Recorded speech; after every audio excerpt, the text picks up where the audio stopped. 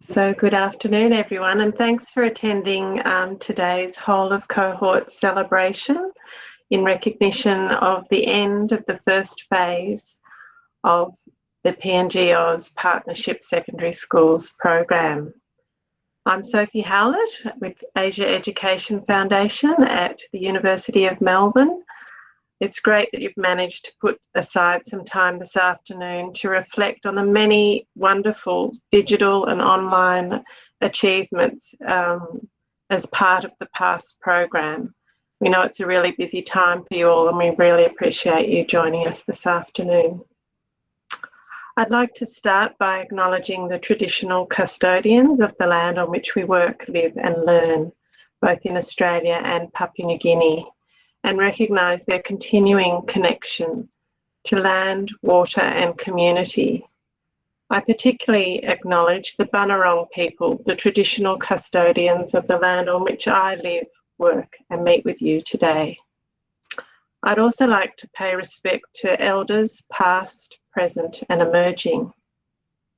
And if I can just take a moment to acknowledge this fantastic boo or trumpet shell artwork shared on the screen. It's one of the several artworks that we've been given permission to use as part of PASS.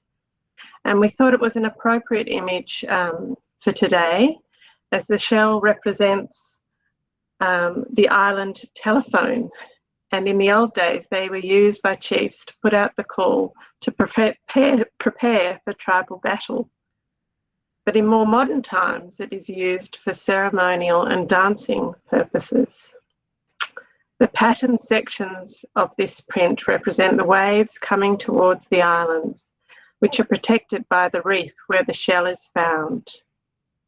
It's also a fitting artwork when you consider how far we've come from using shells to communicate. We're so very proud of what we've achieved over the past year and a half, working with schools remotely and online, but also at the same time noting the importance of acknowledging and learning about traditional practices, and particularly so in addressing issues such as climate change, which we will focus on later in this session. This shell piece is by lino cut printmaker Joel Sam, born on Thursday Island and currently living in Cairns, tropical North Queensland. I'm now going to hand over to Meri with Australia Awards PNG for an opening prayer. Thanks, Meri. Thank you, Sophie. I did ask Passam to do the opening prayer if they're available. I'll hand it over to them and they can open our session this afternoon with a word of prayer. Thank you, Meri. I will ask my colleague to open our session this afternoon with a word of prayer. So I'll ask Debbie, my colleague, to open our session this afternoon. Thank you. Okay, thank you. Let's pray. Heavenly Father, Lord, we want to say thank you for this beautiful afternoon that you have given us again to come and meet, Lord. We commit this hour and moment into your hands, Lord, whatever that we will be discussing, Lord, and also from our presenters that we will be hearing, Lord, may you can help us to bless each and every one of us around our PNG and also in Australia, Lord. We offer this prayer in your mighty name. Amen. Amen. Amen. Thank you, Team Passam, and thanks, Meri, for that opening prayer. Now, as most of you would be aware, very aware by now, this is definitely not a one-person show. It takes a team and much collaboration. So this next slide highlights the wider PASS and Australia Pacific Climate Partnership teams, both DFAT-funded initiatives. We were hoping for Miriam from the Australian High Commission to join us. She might join us later if she's joined since we started this call. Welcome, Miriam. I'd also like to acknowledge those joining us from PNG. Usually we would have Aaron O'Shannessy. He's fortunate to be on annual leave at the moment, but he heads up the secondary ed team at PNG, along with Junior and Meri. And then we also have Ashley Chapman joining us today from the PNG. Ashley works with PNG Communications, so welcome, Ashley. It's great to have you here today. And of course, as of Sunday just gone, we also have Anna, who has returned to PNG to work for Australia Awards for the next 3 months. You all know Anna very well, and she's looking forward to visiting you very soon. In Australia, there's Kathy Kirby, Jen Starr, Emmeline Gillingham, Kristen Sizik, and Nicole Bratchford. He's not here today, but we'd also like to acknowledge Chris Hart and the amazing contributions he's made, both to past face-to-face activities and online learning over the past 2 years. Chris has been a key member of the past team. And then with the Australia Pacific Climate, with the Australia Pacific Climate Partnership, we have Katie Frisch here today, who is going to help us to launch the Climate Resilience Project, a fantastic piece, a collaboration between the AEF and the Australia Pacific Climate Partnership, along with some really great work by Megan Gombos, her colleague who's based in America. Thank you, Katie, for joining us today. I'll now hand over to Em for the next slide. Thanks, Sophie. And I guess it's wonderful to see so many of you with us today from the 12 PNG secondary schools and 12 Australian schools who've been involved in this initiative since the start.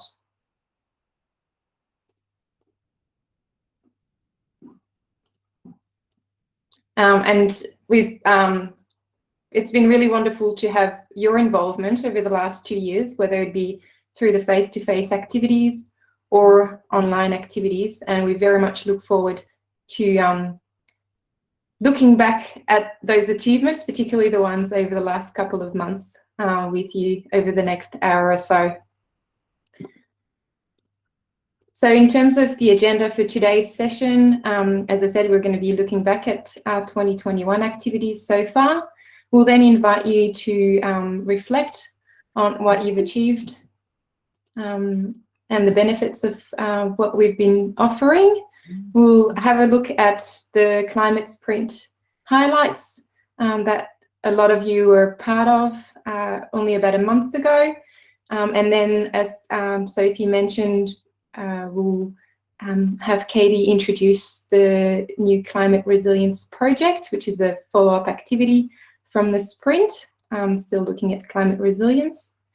Take a few questions possibly around that project, and then we'll have Junior talk to us about what's happening during term 4 and hopefully for the next phase of this initiative, and then touch on some final reminders.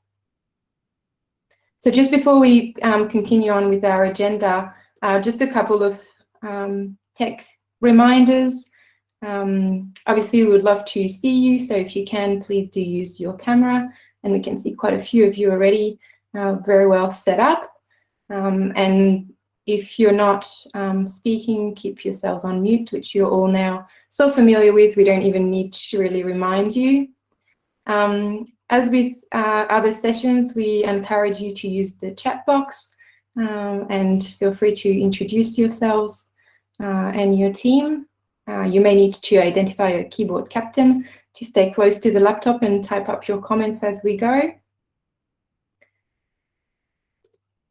And then, of course, when we do go into more the Q&A sessions, you can use the raise hand button to call our attention, and we can acknowledge you and invite you to speak, and then you can turn your microphone on.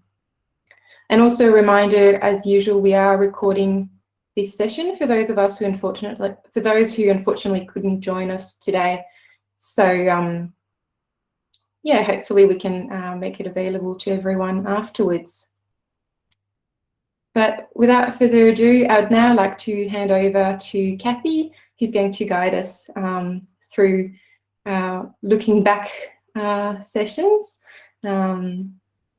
as to what we've achieved so far in 2021. Thanks, Kathy. Well, thank you very much, Emily, and hello to everyone. And the achievement has been made by all of you. So really today, this celebration is celebrating everybody who's here and your colleagues and fellow students in your schools. Students, teachers and school leaders in PNG and Australia. Well, congratulations everyone on your achievements in PASS this year. You've just been simply amazing. And how impressive it is to see the knowledge sets and skill sets you've developed in STEM, English, WASH and wellbeing. Such great teamwork, communication, creativity, critical thinking, local and global citizenship on display. And not to forget the impressive digital skills. Over 2021, we've met together online, we've presented online, we've worked together online and prepared and uploaded work to share with everyone together across our two countries using our digital skills. How easy was it to get on board today? We're such professionals at this now. Well, in fact, some of you have also undertaken professional learning courses online, many I'm sure for the first time. So here's a little recap of the year. We started the year providing everyone with a look inside our lives. So many of you filmed and uploaded videos of the view from your window for our Windows on the World project. Emily, let's just take a look at this little one from Raphael Ulka. Raphael was previously at Gamini Secondary School and is now teaching at Rosebery Secondary School. Let's have a look at Raphael's world through his window. Hello everyone, it's Raphael here again. This year I left Gamini Secondary School and I'm posted to another school in Chimbu. That's Rosebery Secondary School. This afternoon I have decided to come up here just to be on the hilltop and giving you a view about the school that I am now currently teaching in. At the bottom there, if you can see, that's the school area. It's a very big school area. We have got 1,000 plus students. They are all boarding students. We have a chapel that students go to. We have a big auditorium. There's so many buildings at the bottom that you can see. Very nice place.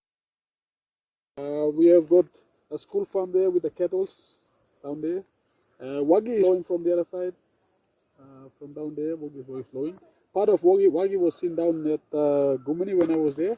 So Kondi was actually school established by the Catholic missionaries back in the 1970s, and it is a school where I also completed my grade 11 and 12 here, and I am coming back to where I started, and now I'm teaching here. So the place is very nice, fresh air, nice water flowing. We have got creeks everywhere, and the air is fresh. Temperature is warm and nice. We enjoy sports on the weekends, and it's really a beautiful place for students and for teachers to work and students to learn in. So I hope you find this interesting as well. Thank you.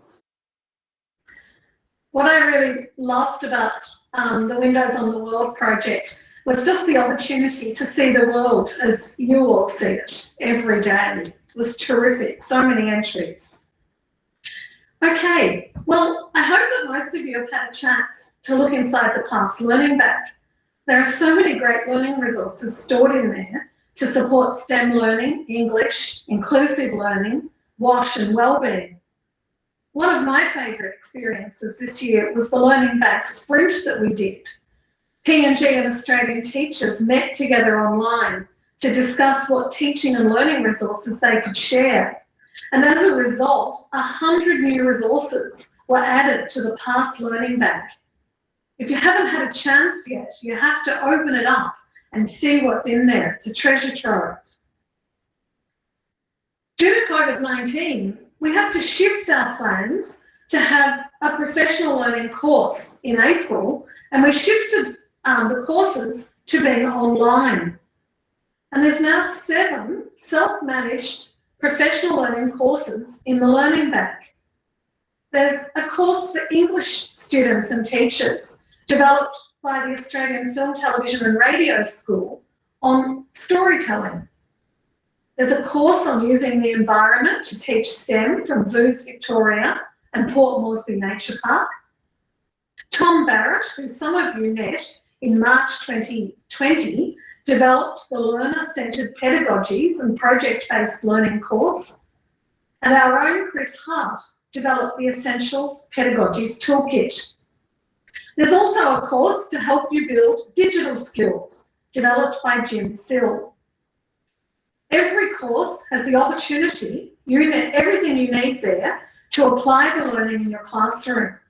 And remember, for some of the courses, you can earn a micro-credential to add to your career record.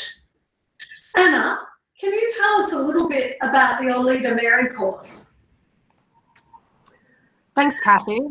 So the Lida Meri course, we kicked off probably about 3 months ago now, and we've had the opportunity to connect with not just our school leaders and participants from our school, but also provincial leaders from across PNG, from our 12 provinces. So it's been a really amazing opportunity to get everybody together and to be really talking about some of the critical leadership issues that we all experience in education, but specifically looking at how we can support women in education to promote education with STEM and with the female students in their schools as well. So we look forward to having our next session tomorrow and one more next week. That's great, Anna. Well, we designed, of course, many of the courses so that you can undertake them in your school, either by yourself or with a group of teachers.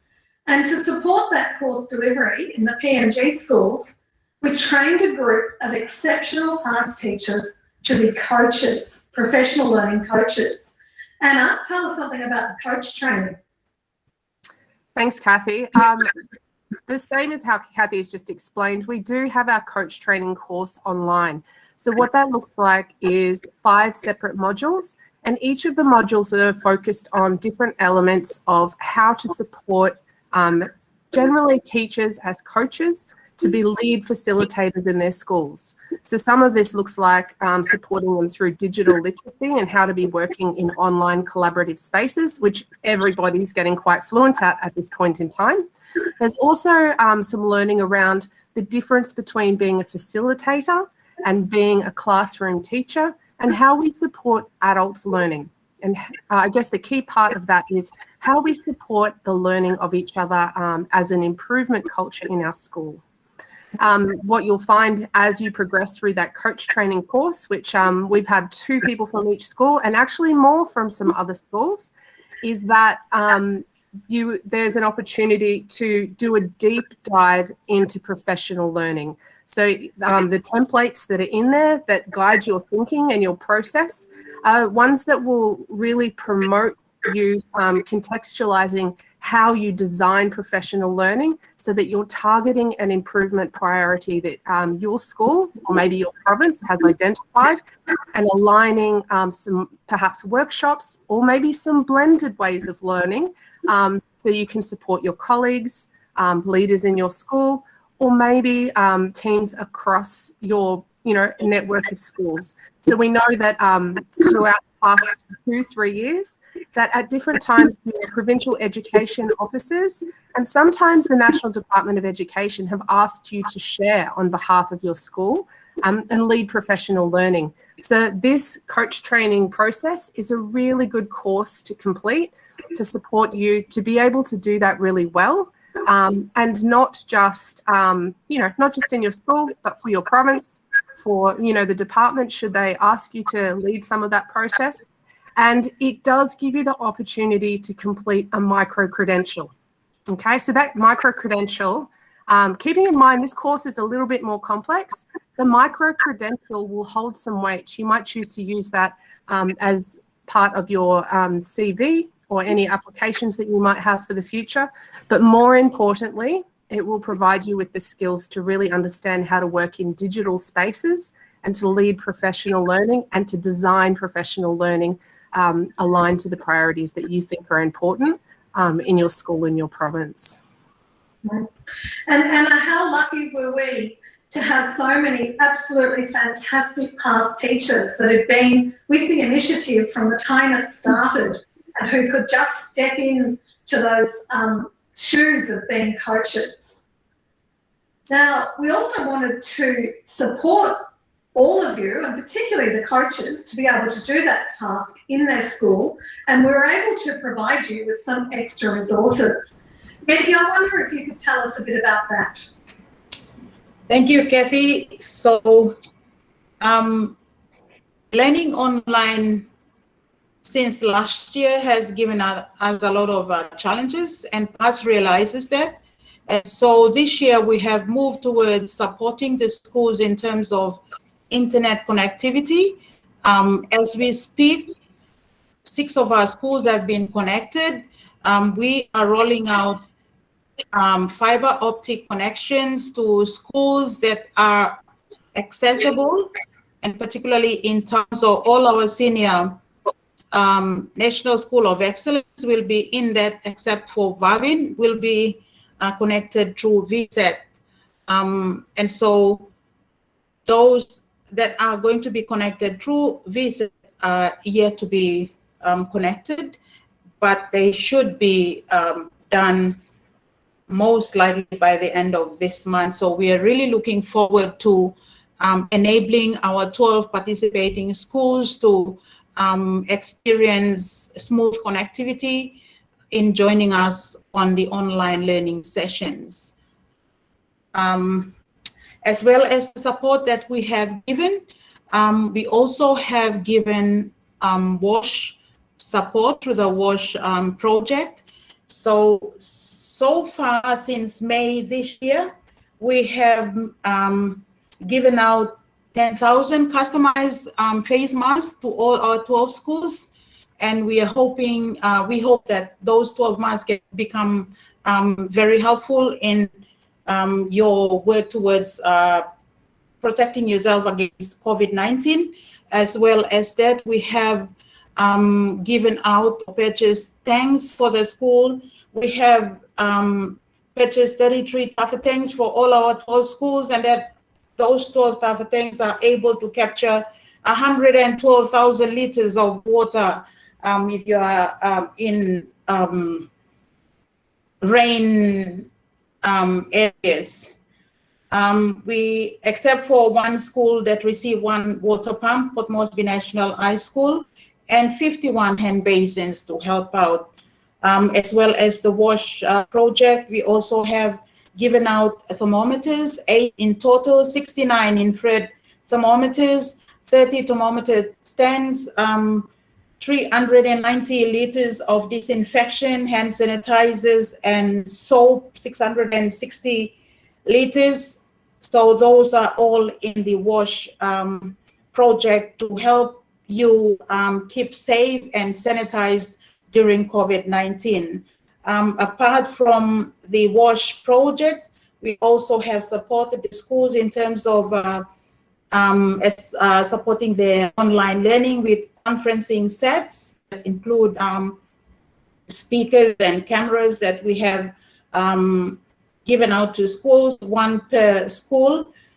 We also have given out solar chargers. We are looking at alternative energy in response to climate change. So those are our efforts to make sure that what we're giving out are working towards minimizing the effects of climate change. We also have given out 2,400 solar body lights to all the 12 schools, and we have received photos of the students and the teachers assembling those, and we hear that they are being used, and we are really happy that use of them and helping the students to light up their rooms and to optimize their learning, particularly in the boarding schools. So yeah, that's the support so far that we have given out to the schools. Thank you, Kathy.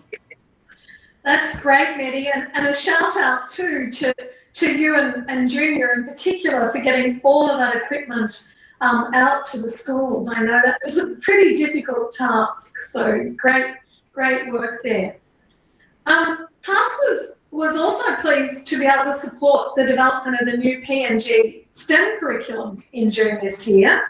And in last week's Talk Savvy newsletter, we sent out a link to a short video of the STEM workshop that we held with the STEM curriculum writing team and technical advisors from the Australian Council for Education Research, who subsequently provided feedback on the new curriculum.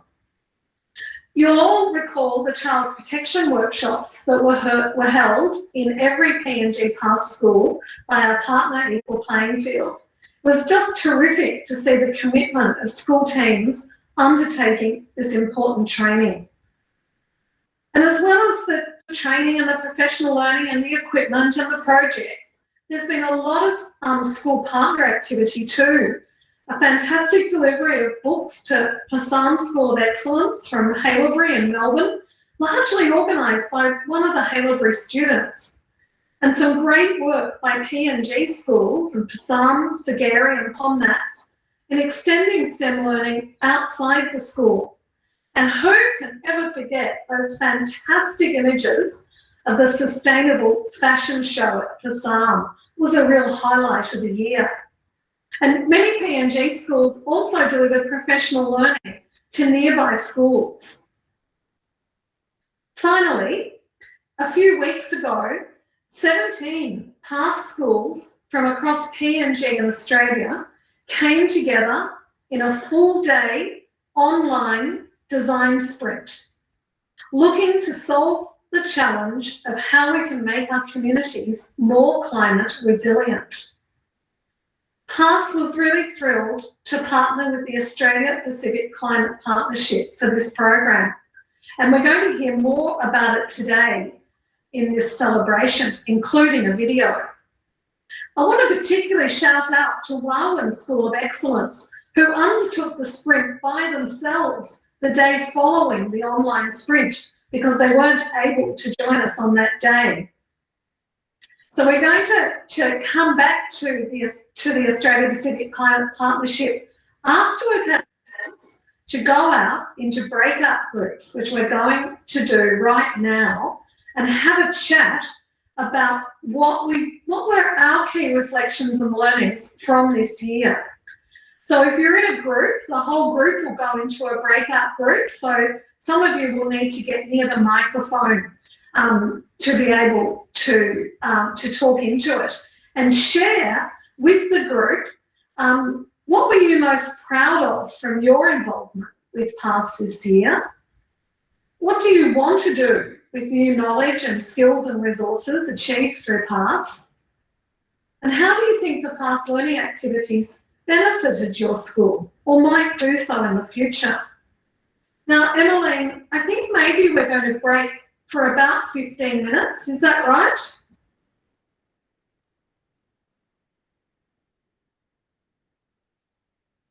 Oh, I think 15 minutes is probably all we can manage at this point, yes. Absolutely. So do you want to go through what some of the instructions are to move into breakout groups, and then we can do that and come back together again afterwards?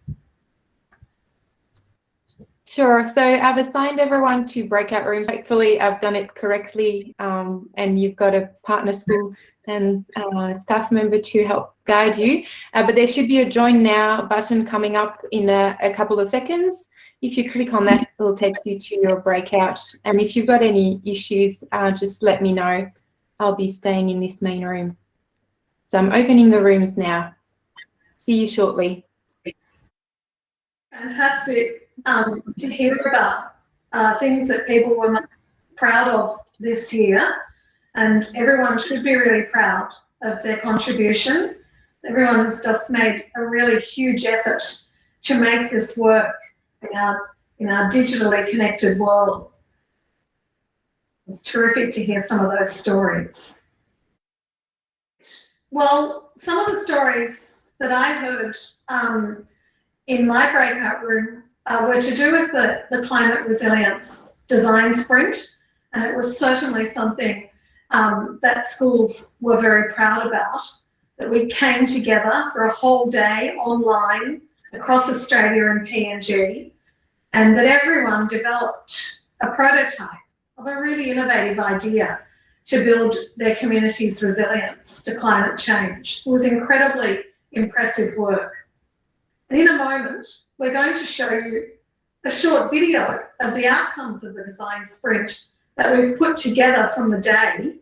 And I'm sure you're going to agree that our students really demonstrated their capacity to be outstanding leaders of our communities in the future. It was really inspiring. After the video, I'm going to welcome Katie Frisch from the Australia Pacific Climate Partnership. And many of you met Katie during the design sprint.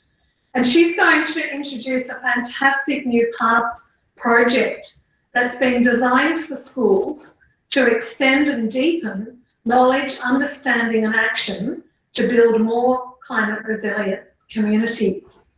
But before we go on to Katie to hear about that, Emmeline, could we have a look at the Climate Resilient Design Sprint video? Thank you.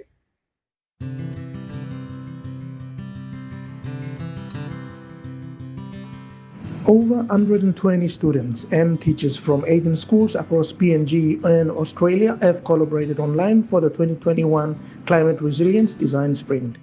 I'd like to begin by acknowledging the traditional owners of the land in which we meet today.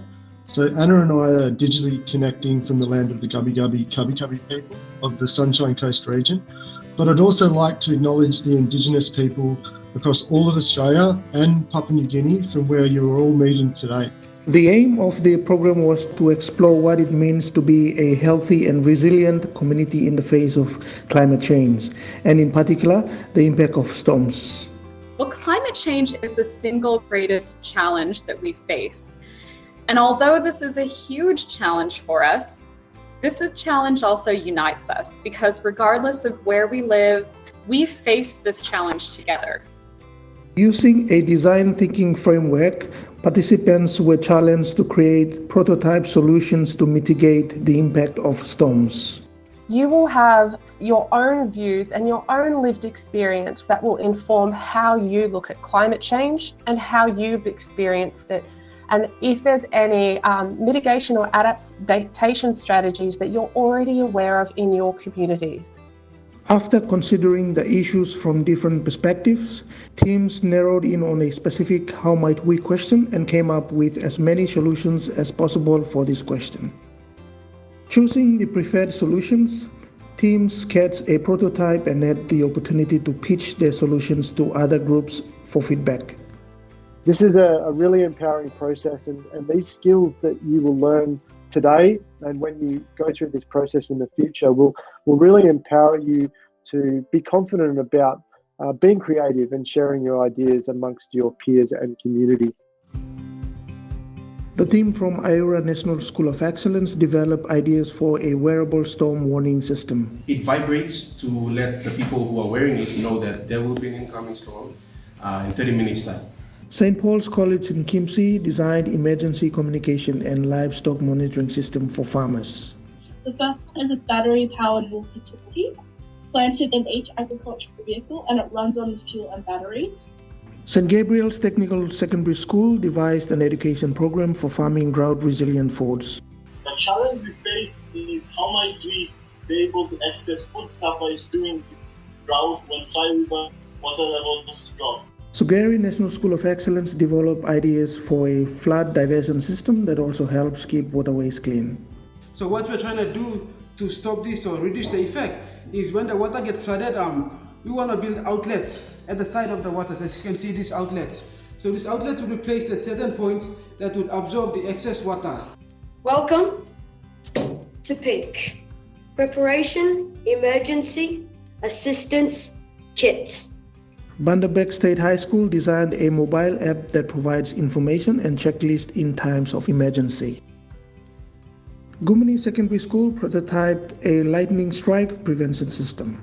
This is the conductor and this is the stone wall. And when the lightning strikes the electricity coming down, they won't get electrocuted. Anitali Secondary School identified a 5-step approach to combat water shortages that includes an education campaign. We are going to conduct awareness on how to preserve and manage water. Helston Agricultural High School developed an app that tracks flood waters and sent alerts to affected areas. Passam National School of Excellence explored a range of solutions to mitigate erosion. Building strong seawall is one of the solutions in which we will prevent the eroding of our coastline. Mount Hagen Secondary School designed river rubbish traps to help local crops. Our solution is why not we place some rubbish traps before the creek meets the river. We could put mesh wires just as a barrier so that we can trap the rubbish. Mountain Creek State High School prototyped a hydro battery that could harness the energy of stormwater. Not only will the hydro battery transform useless rainwater into a useful source of energy, but it will also reduce the school's energy consumption.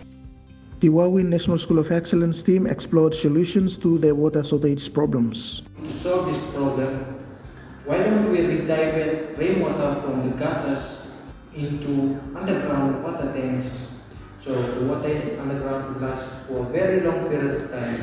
But Mosby National School of Excellence prototyped engineering plans to mitigate flooding during storms. We have 4 debris collectors and we have filters. We have 2 main tanks, we have a minor tank, and we have a water storage system up here. St. Xavier's College planned a disaster relief initiative that utilized Defence Force logistics. Resources that will be transported include non-perishable foods, medical supplies and medical assistance, blankets, fresh cleaning water, radios, and clean clothing. St. Mary's Asitavi Secondary School developed plans for a water collection system to help solve water shortage issues. We'll have 2 reservoirs, one for the water coming from the river and the other from the rainwaters, which will supply water for cooking and drinking to the teachers' houses and the school. Caravat National School of Excellence devised plans for a high-tech structure called the Nitro Tower. Lightning will speed up the process of turning nitrogen into nitrogen oxide that will be usable for plants. The process is called nitrogen fixation. The team at Wanimo Secondary School devised an engineering solution to mitigate floodwaters. The gabion walls will be constructed on both sides of the river to direct the flow of river when it floods so that it does not flow into the school as well. St. Paul's School in Queensland developed plans for an app-based warning system and community awareness campaign. We would implement an education campaign for kids and parents alike, informing them about prevention methods, danger rates, high-risk areas, and mapping out the specific natural disaster movements. I just have to say that the ideas that we heard were absolutely amazing and inspiring. Such a testament to the creativity that you guys have all shown today in developing these innovative and exciting solutions. Well, yes, a big round of applause, Anna, for all of those fabulous ideas and the students. How good was that? What amazing students you've got. Katie, would you like to join us now on the screen and launch the Climate Resilient Project? Thank you so much, Kathy. It was wonderful to see that video, which was just such a reminder of all the creative work that the students did during the climate sprint. So that makes it even more exciting to launch this bigger climate resilience project, which is an expanded version of what you all were introduced to in the sprint. So I'll just start with a quick introduction. For those of you I haven't met, my name is Katie Frisch. I'm from the Australia Pacific Climate Partnership. And we are an Australian agency that helps support Australian investments. We support Australian investments to incorporate climate and disaster considerations. And we work with partners across governments and other organizations in the Pacific to do this work. So we know that climate change is the single greatest threat to Pacific Island nations. And our initial concept for this climate resilience project was around how we can empower schools, teachers, and students to be drivers of climate adaptation. We wanted to start with something that we knew had been successful in other places in the Pacific region. And we chose a tool called the Climate Change Vulnerability Assessment Local Early Action Plan tool. The VA LEAP is the short name. And this is a community adaptation planning tool that has been used very widely across the Pacific. And we thought, well, this is what people are really using on the ground with communities, with government programs, with NGOs to do climate adaptation resilience building work. Why can't we do this same approach with schools? That was the concept. And we thought it really lent itself perfectly to being repurposed into an educational resource. We knew that students would be more than capable of implementing solutions, and we've really seen that in the sprint. So we were really excited to work with the PASS team and with Chris to convert this, this adaptation planning tool into an educational resource that now you can roll out through your schools. It really focuses on learning by doing, so participatory learning, and it also is matching the skills that we know that employers in the growing climate labor market are looking for, and those are practical applied skills. How do you actually do this work on the ground? We think there's so much opportunity for you to explore these concepts, develop solutions and implement solutions within your school, and that's why we're really excited to present this climate resilience project. Let's click to the next slide.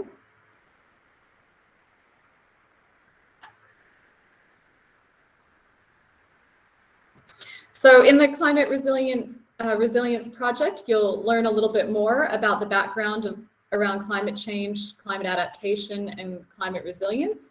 And you'll learn some strategies for developing adaptation plans and approaches for your own schools. So you can see there's a range of different modules, but in each module, you'll learn a new skill that you can actually implement in your school.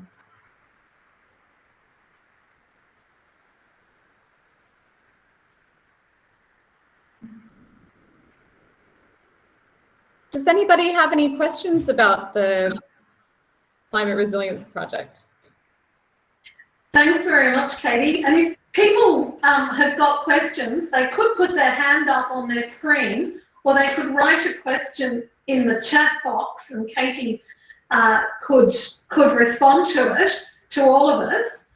But Katie, I'm wondering if you could just explain, look, I've got a question, and I'm wondering if you could explain how this project will be different to what we did on the design sprint day. What are some of the differences? That's a great question, Happy. This project is really about looking at climate change more broadly and how climate change will impact your school. Depending on how narrow or how broad you want your focus to be, you can look at climate impacts on your school or climate impacts on your community more broadly, and really understanding where are the potential vulnerabilities, what things might be harder in the future, what challenges might you face that are different from those that you're used to today, and then what are some potential solutions that you can design to mitigate that and to reduce the impacts of climate in the future. Along the way, you'll also be learning about climate change and weather, building on what we talked about in the sprint. You'll also be learning about ecosystems and nature-based solutions and all sorts of tools that practitioners actually use to solve these problems in the real world. And it'd be true to say, if people remember from the the design sprint we did, we had a whole lot of information about storms, for example, that students were able to use to help them ideate about what solutions might be. And the climate project provides also a lot of information and a lot of resources around climate resilience, doesn't it? Absolutely. And I think this is going to be a kind of a choose your own adventure. You'll be able to explore areas that are of particular interest to you, and you can do your own deep dive into those specific areas. So maybe you're really interested in climate impacts on coral reefs. Well, you can explore that in detail, starting through this project, and then you can go on to do your own further research beyond that. Or maybe you're interested in replanting mangroves along your foreshore, or making some changes to your actual school grounds, maybe looking at how you use energy. There's all kinds of options. The sky's the limit. And I think that the goal of this program and what we really hoped it would achieve is to kind of put you in the right direction, inspire you, show you what else is being used around the world and certainly in the Pacific, and hopefully just motivate some really creative thinking. And Anna was just asking in the chat, what subjects or learning areas might be best suited to undertake this climate project? I was thinking, Katie, that might be science, all sorts of sciences could apply here. Geography, we were, Basam, geography teacher was talking about the climate sprint earlier. Can you think of some other ways, other subjects that might be relevant here? Oh, absolutely. I think, of course, STEM and the sciences, the natural sciences are key. But when we think about change, we also need to think about the social sciences and behavioral science, and how do we get people to come with us on the journey of change. We also can apply all kinds of different subject matter to this question of, driving change. I mean, I think we can look at this from the perspective of maths even. How do we calculate the energy use that we currently have versus, how we might use energy differently in the future, and what kinds of mitigation, gains we might achieve if we adopt new technology. Great, thanks, Katie. And Karen Kirk is making a really good point in the chat that it aligns really well to the grade 12 ecology unit in biology, and also analysis of data in the spreadsheets for maths or technology. So really lots of opportunities here across the learning areas for the climate project. You'll even find at the end of the project that there's a communication strategy, which helps you really think about how are you going to engage others and communicate with your broader community or with your school community to make this change happen. Great. Well, look, thank you very much, Katie, for joining us today. And I'm sure everyone's going to be very proud, even prouder of the climate design sprint once they can share the video around. And we'll be looking forward to seeing some results of the climate project again. And Anna, you're quite right. It's a really great approach to skill development in all of those learning areas across STEM and the humanities. Fabulous. Well, lots to look forward to in term 4.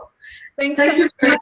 Can I just add to that? I think that MLN will be sending around an expression of interest. We'd really love to know what the schools that plan to take on this project, and we'd love to think creatively about how we can support them as much as possible. Great, and thanks, Katie, and keep on putting those ideas in the chat.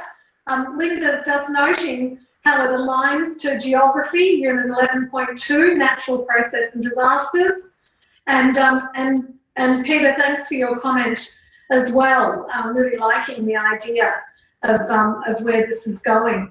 So I think, Junior, it's time to pass over to you to talk about phase 2 of PASS. Thanks, everyone. Thank you, Kathy. Wow, it's a lot of exciting activities that has happened over the couple of months, and the creativity, innovation, the ideas that people, I think especially students, have put together in terms of addressing the climate change issues in our local community. So again, we foresee a lot of exciting opportunities and activities coming our way in the next phase.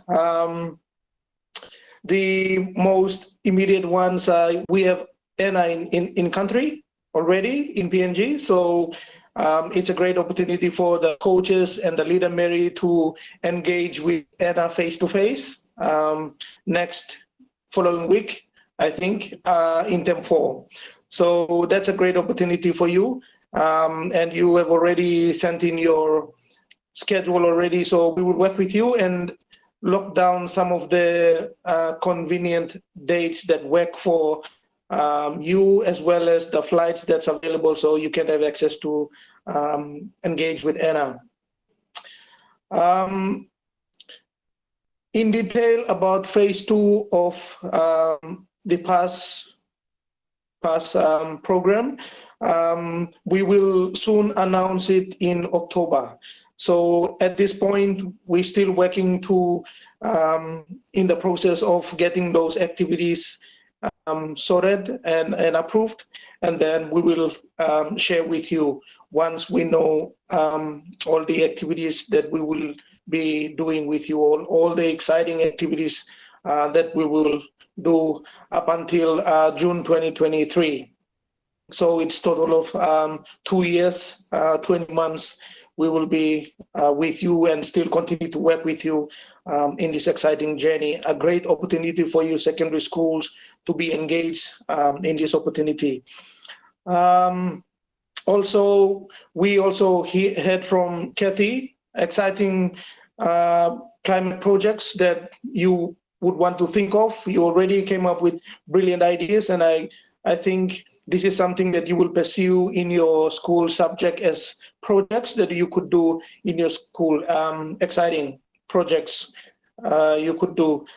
We also have the learning bank available, the coaches and the Meris. You have those really great materials out there. I think for me too, some of these materials are really helpful for me, and I've learned a lot and ideas, some of the skills, knowledge around especially digital aspect of digital learning aspect. So that's something for us to work towards in Term 4, whilst waiting for us to announce the details of phase 2. Thank you, Kathy. Are there any questions? Alrighty, I think we came to the end of our celebration activities, and there are reminders there. Kathy, would you like to jump on that? Okay, yes, I can do that. And very important reminders to start off with, Anna. Coach training check-in next Monday between 3 and 4, and that's obviously online. And the same with our Lida Meri workshops tomorrow, coming up tomorrow and next Tuesday. That's really something to look forward to. And there is Term 4, where Anna's going to be coming to each of your school communities for around about 5 days, Anna, 4 or 5 days, I think. That's the plan. And I know that you've all been working on dates with Meri and Junior in preparation for that.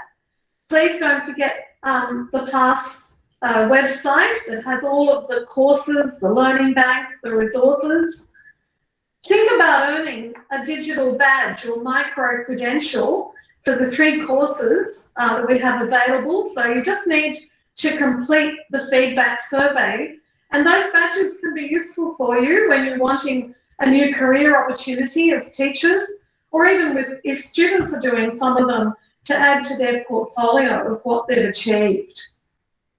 Please promote the courses that are available and the activities on offer to your colleagues and students who aren't here today. Please look at how you might take advantage of the really fantastic resources in the climate resilience project and undertake those. And of course, you can always contact all of the PAST team through our very active WhatsApp connections. We have several channels on WhatsApp, and of course through email and through the Google Classroom.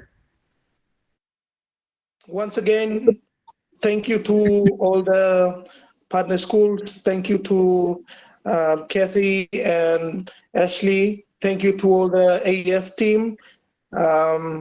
Thank you for joining this afternoon, and thank you to the students, teachers, school leaders in all the partner schools who were able to make their time available to join the celebration. You should be all proud of yourself. The journey that you have came so far, it was a great opportunity, unlike the other schools in Papua New Guinea that they were not able to engage in such opportunity, and I think you are very fortunate, but also contributed a lot towards your learning as well. So I'd like to take this time on behalf of APNG team in POM and AEF team. Thank you for your time. Thank you for your dedication and commitment. And we look forward to continue to work with you in the next phase. And also not forgetting Term 4. You have exciting activities that's coming up as well. Don't forget, we will continue to engage with you. Once again, thank you everyone who have made time available to join this wonderful occasion. Thank you. Have a wonderful week. We wish you a safe holiday for those students and teachers who will be having their holidays, and we hope to see you Term 4. Thank you.